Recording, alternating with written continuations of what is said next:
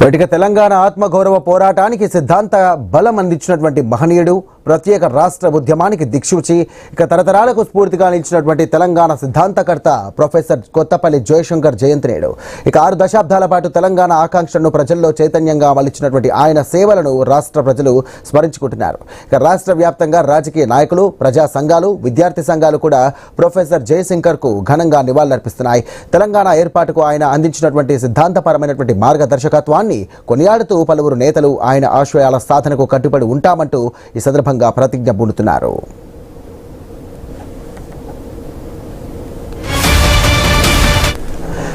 ఇక 1934 ఆగస్టు 6వ తేదీన హనుమకొండ జిల్లా ఆత్మకూరు మండలం అక్కంపేటలో జన్మించిన ప్రొఫెసర్ కొత్తపల్లి జయశంకర్ చిన్ననాటి నుండే తెలంగాణ ప్రాంతంపై జరుగుతున్నటువంటి వివక్షను గమనించారు.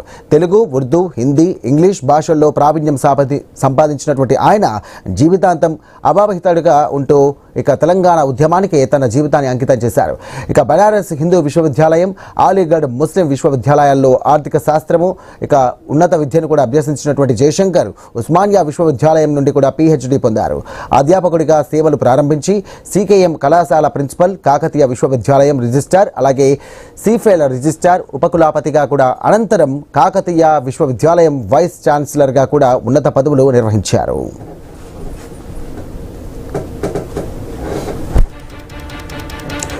ఇక 1952 నాన్ ముల్కీ ఉద్యమం, అలాగే సాంబార్ ఇడ్లీ గో బ్యాక్ ఉద్యమం నుండి కూడా ప్రారంభమైన ఆయన పోరాటం 1969 తెలంగాణ ఉద్యమంలో కీలక మలుపు తిరిగింది.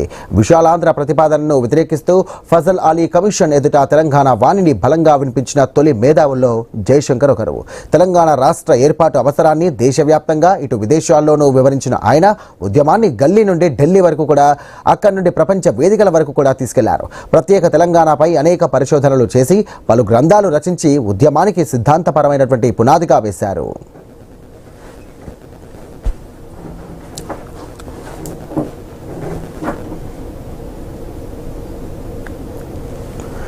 తెలంగాణ రాష్ట్ర సమితి ఆవిర్భావ సమయంలో పార్టీ అధినేత కేసీఆర్ కు సలహాదారుడిగా, మార్గదర్శిగా వ్యవహరించినటువంటి జయశంకర్ ఉద్యమానికి మేధోబలంగా నిలిచారు.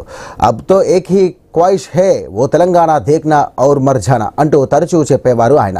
తెలంగాణ రాష్ట్రం ఏర్పడక ముందే 2011 జూన్ 21న ఆయన కన్నుమూశారు. ప్రత్యేక రాష్ట్రం కోసం తన ఆస్తిని, జీవితాన్ని అంకితం చేసినటువంటి ఆ మహనీయుడి సేవలకు గుర్తింపుగా తెలంగాణ రాష్ట్ర సర్కార్ ఆయన పేరుతో జయశంకర్ భూపాలపల్లి జిల్లాను ఏర్పాటు చేసింది. తెలంగాణ ఉద్యమ చరిత్రలో ప్రొఫెసర్ జయశంకర్ పేరు చిరస్థాయిగా నిలిచిపోతుంది.